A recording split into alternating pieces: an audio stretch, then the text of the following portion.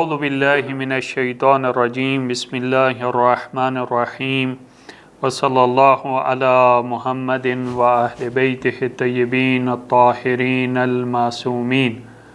اللہم صلی علی محمد و آل محمد۔ گزشتہ دروس میں ہم آپ کے سامنے نجاسات کو تفصیل کے ساتھ بیان کر چکے ہیں اور اسی طرح مطہرات کو بھی تفصیل کے ساتھ بیان کر چکے ہیں، اور ہم اس مطلب کو ڈیٹیل کے ساتھ بیان کر چکے ہیں کہ دنیا کی جتنی چیزیں بھی ہیں وہ پاک ہیں سوائے عین نجاسات کے۔ اگر کوئی چیز ان پاک چیزوں میں سے نجس ہوگی تو ان عین نجاسات کی وجہ سے، عین نجس کی وجہ سے جو ہے وہ نجس ہوگی۔ اور نجاست کیسے سرایت کرتی ہے اس کو بھی ہم تفصیل کے ساتھ بیان کر چکے ہیں کہ جب سرایت کرنے والی رطوبت ہو تو تب جو ہے وہ پاک چیز نجس ہوگی۔ اس کے بعد جو ہے وہ یہ ہے کہ اگر ہمیں ایک چیز کے بارے میں شک ہوتا ہے، کیا یہ چیز جو بذات خود پاک ہے، کیا یہ چیز نجس ہوئی ہے یا نہیں، ہمیں اس کے نجس ہونے کے بارے میں شک ہے، تو ہم کیا سمجھیں گے؟ ہم اس کو پاک سمجھیں گے اور قاعدہ طہارت جاری کریں گے کہ ایک چیز جو ہے وہ بذات خود پاک ہے لیکن اس کے نجس ہونے کے بارے میں ہمیں شک ہے، تو ہم اس کو پاک ہی سمجھیں گے جب تک ہمیں اس کے نجس ہونے کے بارے میں یقین نہ ہو، تب تک ہم اس چیز کو پاک ہی سمجھیں گے۔ لیکن اگر ایک چیز کے نجس ہونے کے بارے میں ہمیں یقین ہو جاتا ہے، ایک چیز بذات خود پاک ہے لیکن ابھی وہ نجس ہو گئی ہے کسی نجاست کی وجہ سے، تو اگر ہمیں ایک چیز کے نجس ہونے کے بارے میں یقین ہو گیا ہے کہ یہ چیز نجس ہو گئی ہے تو اس کو ہم فقہ کی اصطلاح میں متنجس کہتے ہیں۔ ابھی یہ چیز جو متنجس ہو گئی ہے، نجس ہو گئی ہے، جس کے بارے میں ہمیں یقین ہے کہ یہ نجس ہے، کیسے ثابت ہو کہ یہ چیز جو ہے وہ پاک ہو گئی ہے؟ اس کی طہارت کے بارے میں کیسے ہمیں پتہ چلے گا کہ یہ چیز جو ہے وہ پاک ہو گئی ہے یا پاک نہیں ہوئی؟ تو ایک نجس چیز کا پاک ہونا جو ہے وہ چند طریقوں سے ثابت کیا جا سکتا ہے۔ ان میں سب سے پہلے طریقہ یہ ہے کہ مجھے ذاتی طور پر یقین اور اطمینان ہے کہ یہ نجس چیز کو پاک کر دیا گیا ہے یا پاک ہو گئی ہے،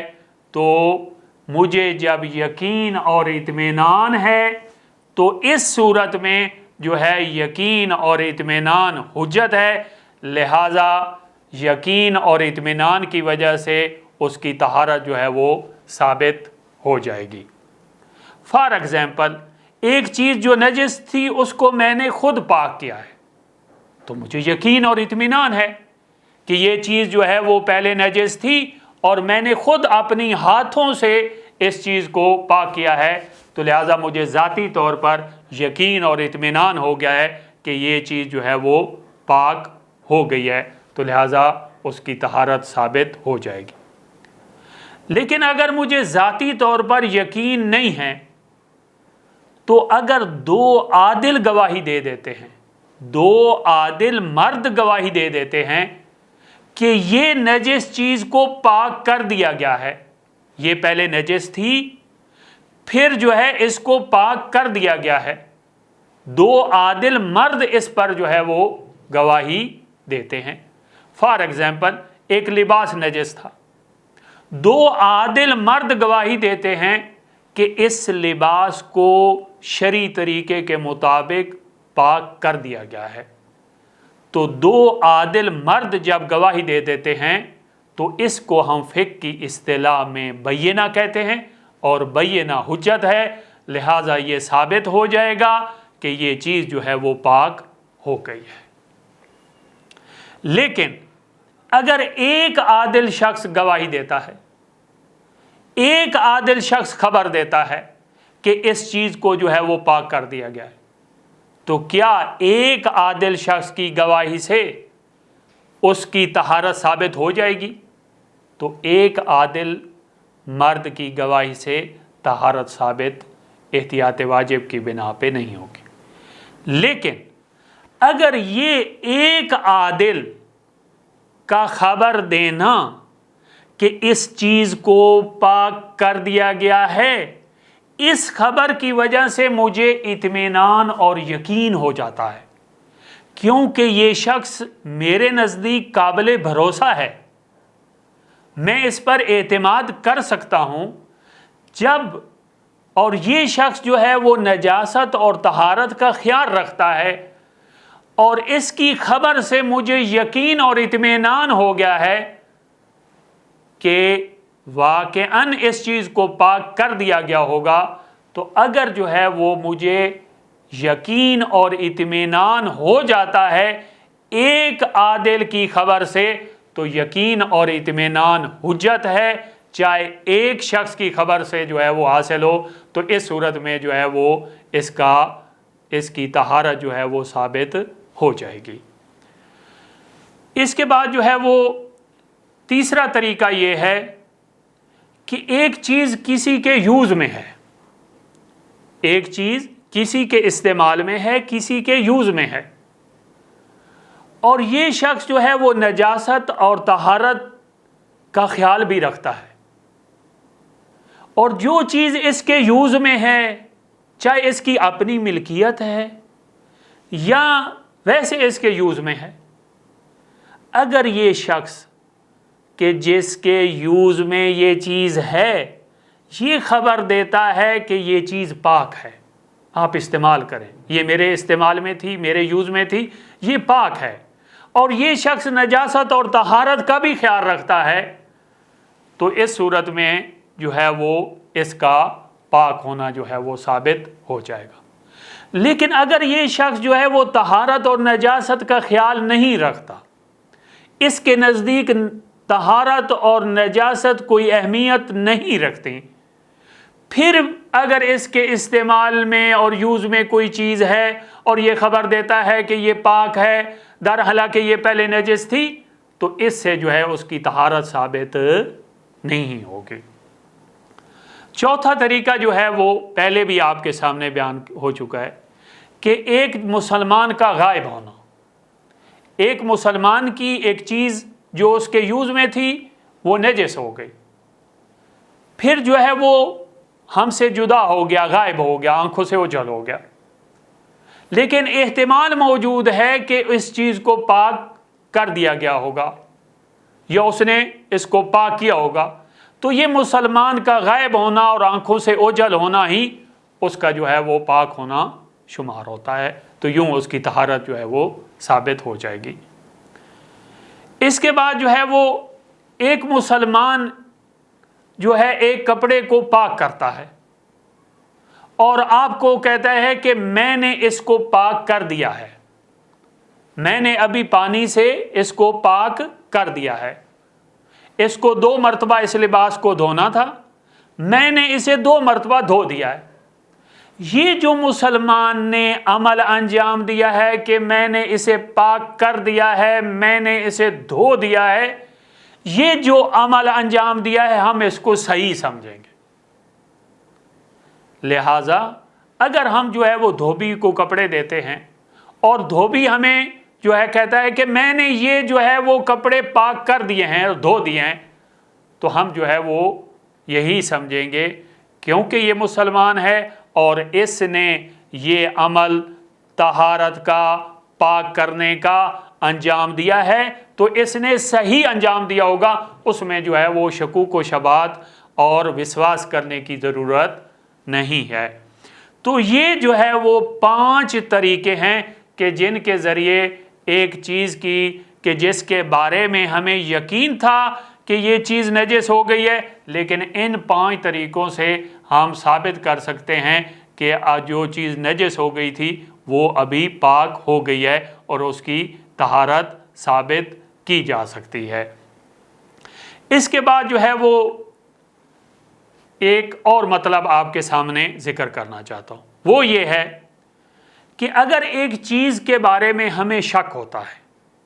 کیا یہ چیز پاک ہے یا نجس ہے، تو میں آپ کے سامنے پہلے بھی بیان کر چکا ہوں، یہاں پر 2 صورتیں ہیں۔ پہلی صورت یہ ہے کہ اس کی حالت سابقہ ہمیں معلوم ہے یا حالت سابقہ معلوم نہیں ہے۔ اگر ہمیں حالت سابقہ اس کی معلوم نہیں ہے، ہمیں معلوم نہیں تھا کہ یہ چیز پہلے پاک تھی یا نجس تھی، یہ ہمیں معلوم نہیں ہے، اس کی حالت سابقہ کے بارے میں کچھ بھی علم نہیں ہے ہمارے سامنے ایک چیز ہے جو بذات خود پاک ہے، لیکن ابھی ہمیں اس کے بارے میں شک ہوا ہے، کیا یہ چیز نجس ہوئی ہے یا نجس نہیں ہوئی، لیکن حالت سابقہ کے بارے میں ہمیں معلوم نہیں ہے کہ پہلے پاک تھی یا نجس، تو ہم اسے کیا سمجھیں گے؟ ہم اسے پاک سمجھیں گے اور قاعدہ طہارت جاری ہے۔ لیکن اگر اس کی حالت سابقہ کے بارے میں ہمیں علم ہو کہ اس کی حالت سابقہ کیا تھی، ابھی حالت سابقہ کے بارے میں اگر ہمیں علم ہے تو اس کی 2 صورتیں بنتی ہیں، یہ نیچرل سی بات ہے۔ کیسے 2 صورتیں بنتی ہیں؟ وہ یہ، یا تو حالت سابقہ یہ تھی کہ وہ چیز پاک تھی، ہمیں یقین تھا کہ یہ چیز پاک ہے، یا ہمیں یقین تھا سابقاً کہ یہ چیز نجس تھی۔ اگر ہمیں اس کی حالت سابقہ کے بارے میں یقین ہے کہ وہ پاک تھی اور ابھی شک ہوا ہے کہ یہ نجس ہوئی ہے یا نہیں، فار ایگزامپل میں گھر سے پاک کپڑے پہن کر نکلتا ہوں، گلی سے گزر رہا تھا، کوئی چھینٹیں گری ہیں جن کے بارے میں مجھے معلوم نہیں ہے کہ انہوں نے میرے کپڑوں کو نجس کیا ہے یا نہیں، یہ پانی جو میرے اوپر گرا ہے یہ نجس تھا یا نہیں۔ تو جب میں گھر سے نکلا تھا مجھے یقین تھا کہ میرا لباس پاک ہے، ابھی یہ چند قطرے جو پانی کے میرے اوپر گرے ہیں ان کے بارے میں مجھے شک ہے، اس کی وجہ سے کیا یہ نجس تھے یا نہیں، تو ہم جو ہے حالت سابقہ کو جاری کرتے ہوئے ہم اسے پاک ہی سمجھیں گے۔ لہٰذا جب مجھے یقین ہے کہ یہ چیز پاک ہے اور ابھی شک ہو رہا ہے تو میں اسی یقین سابق پر بنا رکھوں گا اور اس چیز کو پاک سمجھوں گا، اس وقت تک پاک سمجھوں گا جب تک مجھے یقین نہ ہو جائے کہ یہ چیز جو ہے وہ نجس ہو گئی ہے۔ لیکن اگر حالت سابقہ کیا تھی کہ نجس ہے، ایک چیز کی حالت سابقہ کے بارے میں ہمیں یقین ہے کہ یہ نجس تھی، ابھی شک ہوا ہے کیا یہ پاک ہو گئی ہے یا نہیں، جب میں گھر سے نکلا تھا تو یہ چیز جو ہے جب میں اپنے روم میں چھوڑ کر آیا تھا تو یہ چیز نجس تھی، ابھی جو ہے جب واپس آیا ہوں تو مجھے شک ہے کہ ممکن ہے کسی نے پاک کر دی ہو، لیکن حالت سابقہ کیا ہے؟ مجھے یقین ہے اس کے نجس ہونے کا، لیکن شک ہے کہ ممکن ہے کسی نے پاک کر دی ہو، لیکن یقین نہیں ہے پاک ہونے کا، تو لہٰذا میں اسے نجس ہی سمجھوں گا، کیونکہ حالت سابقہ کیا ہے میرے پاس کہ یہ چیز نجس ہے۔ جب تک اس کی طہارت کا مجھے یقین نہیں ہو جاتا اس وقت تک میں اسے نجس ہی سمجھوں گا۔ اس کے بعد جو ہے وہ اگر جو ہے وہ ہمیں کسی چیز کی نجاست اور طہارت کے بارے میں شک ہوتا ہے تو کیا اس چیز کے بارے میں چھان بین کرنا واجب ہے، ضروری ہے؟ تو دیکھیں نہیں، اس کے بارے میں چھان بین کرنا واجب نہیں ہے۔ بے شک جو ہے وہ چھان بین کرنے میں کوئی جو ہے وہ زیادہ تکلف زحمت نہیں لازم آئے گی، اس کے باوجود جو ہے وہ چھان بین کرنا واجب نہیں ہے۔ اور یہی قواعد جو ابھی آپ کے سامنے بیان کیے ہیں انہی قواعد پر عمل کرتے ہوئے آپ اس پر جو ہے وہ یہی قواعد جاری کر کے آپ اس کی طہارت یا اس کی نجاست ثابت کر سکتے ہیں۔ فار ایگزامپل، اگر آپ کو ایک چیز کے بارے میں شک ہے کہ یہ چیز پاک ہے یا نجس ہے، لیکن اس کی حالت سابقہ آپ کو معلوم نہیں ہے، تو آپ اسے پاک سمجھیں گے، قاعدہ طہارت جاری کریں۔ اگر حالت سابقہ کے بارے میں یقین تھا کہ یہ نجس ہے اور ابھی شک ہے کہ پاک ہوئی ہے یا نہیں، تو آپ اسے جو ہے وہ کیا سمجھیں کہ یہ نجس ہے۔ اگر حالت سابقہ کیا تھی؟ یقین تھا کہ یہ چیز جو ہے وہ پاک ہے، ابھی شک ہوا ہے کہ نجس ہوئی ہے یا نہیں، تو آپ اسے پاک ہی سمجھیں۔ اگرچہ اگر ہم چھان بین کریں تو ہم انہیں قواعد جاری کرنے کی ضرورت نہیں پڑے گی، ہمیں یقین ہو جائے گا کہ چھان بین کرنے کے ذریعے کہ یہ چیز پاک ہے یا نجس ہے، لیکن چھان بین کرنا واجب نہیں ہے، ان قواعد پر جو ہے وہ عمل کیا جا سکتا ہے۔ اس کے بعد جو ہے وہ آپ کے سامنے سونے اور چاندی کے برتنوں کا استعمال جو ہے اس کے ریلیٹڈ احکام بیان کرنے ہیں۔ دیکھیں، سب سے پہلی بات، سونے اور چاندی کے برتنوں کا استعمال۔ برتن کی ایک فقہ میں خاص ڈیفینیشن ہے جو ہم آپ کے سامنے پہلے بیان کر چکے ہیں۔ برتن یعنی جس کو کھانے، پینے اور پکانے کے لیے یوز کیا جاتا ہے، اس کو ہم فقہ کی اصطلاح میں برتن کہتے ہیں۔ لہٰذا سونے اور چاندی کے برتنوں کا استعمال کیا جائز ہے یا جائز نہیں ہے؟ کیا سونے اور چاندی کے برتنوں میں کھانا پینا جائز ہے یا کھانا پینا جائز نہیں ہے؟ ہاں، سونے کا استعمال خاتون کے لیے جائز ہے۔ خاتون جو ہے وہ سونا یوز کر سکتی ہے۔ خاتون کے لیے سونا پہننا زینت ہے اور زینت کو چھپانا بھی واجب ہے۔ لیکن ابھی ہماری جو بات ہے وہ یہ ہے کہ سونے اور چاندی کے برتنوں کا استعمال۔ ایک برتن ہے جو سونے اور چاندی سے بنے ہوئے ہیں، تو کیا اس برتن کو میں کھانے پینے کے لیے یوز کر سکتا ہوں جو سونے اور چاندی سے بنا ہوا ہے؟ تو دیکھیں، سونے اور چاندی کے برتن کا کھانے پینے میں استعمال کرنا یہ حرام ہے۔ اگر سونے اور چاندی کے برتن میں کھائیں گے تو یہ آپ نے فعل حرام کا ارتکاب کیا ہے۔ جیسا کہ غیبت حرام ہے، گناہان کبیرہ میں سے ہے، کسی پر تہمت لگانا یہ حرام ہے، اسی طرح جو ہے وہ سونے اور چاندی کے برتن میں کھانا پینا بھی حرام ہے۔ لیکن جو چیز میں کھا رہا ہوں وہ حرام نہیں ہوگی۔ یہ سونے اور چاندی کے برتنوں کا یوز کھانے پینے میں یہ حرام ہے۔ فار ایگزامپل، اگر کوئی شخص دودھ پی رہا ہے سونے کے برتن میں، تو یہ دودھ پینا یہ جو ہے وہ کیا ہے؟ یہ عمل، یہ استعمال، یہ حرام ہے۔ لیکن دودھ حرام نہیں ہے، دودھ جو ہے وہ اس کی اپنی ملکیت ہے اور یہ اسے پی سکتا ہے۔ ابھی سوال یہ ہے کہ کھانے پینے کے میں تو میں برتن یوز نہیں کر رہا، سونے اور چاندی کا برتن کھانے پینے میں یوز نہیں کر رہا، کسی اور استعمال میں اس کو لا رہا ہوں۔ فار ایگزامپل، طہارت کے لیے، وضو کرنے کے لیے میں سونا یا چاندی کا برتن استعمال کر رہا ہوں، تو کیا یہ استعمال جائز ہے؟ تو یہاں پر اس کا جواب یہ ہے کہ اگرچہ یہ استعمال آپ کھانے پینے میں نہیں کر رہے، لیکن اس کا جو استعمال ہے ایون کہ طہارت اور نجاست کے لیے، یہ بھی جو ہے وہ احتیاط لازم کی بنا پر حرام ہے۔ لہٰذا اگر جو ہے وہ آپ غسل کریں گے یا نجس چیز کے لیے اس کو سونے اور چاندی کے برتن کو استعمال کریں گے تو احتیاط لازم کی بنا پر آپ حرام کے مرتکب ہوئے ہیں، لہٰذا جو ہے وہ اس سے اجتناب کیجیے۔ اس کے بعد جو ہے وہ سوال یہ ہے، آپ کہیں گے کہ آغا صاحب سونے اور چاندی کے برتنوں میں کھانا پینا بھی حرام ہے، یہاں پر فتویٰ ہے، اور کھانے پینے کے علاوہ بھی سونے اور چاندی کا برتن جو ہے وہ احتیاط لازم کی بنا پر حرام ہے،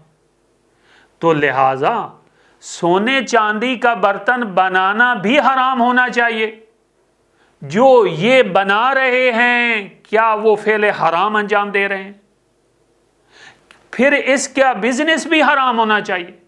کیونکہ برتن کا کیا استعمال ہے کہ برتن کو ہم نے جو ہے وہ کھانے پینے کے لیے استعمال کرنا ہے، اور سونے چاندی کا جو برتن ہے اس میں کھانا پینا حرام ہے، اور کھانے پینے کے علاوہ بھی اس کا استعمال احتیاط لازم کی بنا پر حرام ہے، تو لہٰذا اس کا بنانا بھی جائز نہیں ہونا چاہیے، اور اس کا جو ہے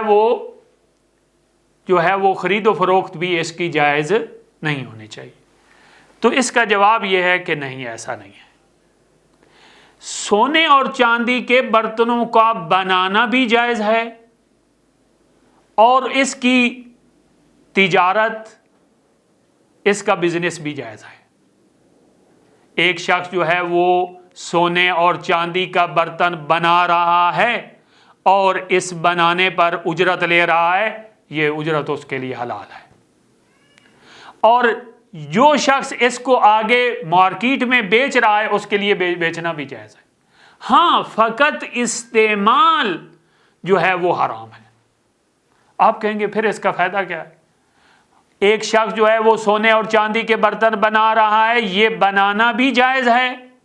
اور آگے مارکیٹ میں بیچنا بھی جائز ہے، لیکن اس کا کھانے اور پینے کے لیے استعمال جو ہے وہ حرام ہے۔ تو اس کو جو ہے وہ کوئی شخص جو ہے وہ ڈیکوریشن کے لیے خرید رہا ہے سونے اور چاندی کے برتن، اور اس کی حلال کی کمائی ہے، تو اس میں تو کوئی مشکل نہیں ہونی چاہیے۔ تو لہٰذا سونے اور چاندی کے برتن بنانا بھی جائز ہے، ان کی خرید و فروخت اور تجارت بھی جائز ہے، اور اس کو زینت کے طور پر گھر میں رکھنا، سجاوٹ کے طور پر، یہ بھی جائز ہے، لیکن کھانے پینے میں ان کا استعمال جو ہے وہ کیا ہے؟ حرام ہے۔ اگرچہ احتیاط مستحب یہ ہے کہ یہ جو ہے وہ اس کی تجارت کرنا اور ان کو بنانا، یا جو ہے وہ ان کا استعمال جو ہے جن کاموں کے لیے جائز ہے، ڈیکوریشن کے لیے، اس سے بھی جو ہے وہ اجتناب کی جائے، لیکن اجتناب کرنا ضروری نہیں ہے۔ اس کے بعد جو ہے وہ سوال یہ ہے کہ ایک پیالہ ہے جس کے اوپر چاندی کا پانی چڑھایا گیا ہے، وہ چاندی سے بنا ہوا نہیں ہے۔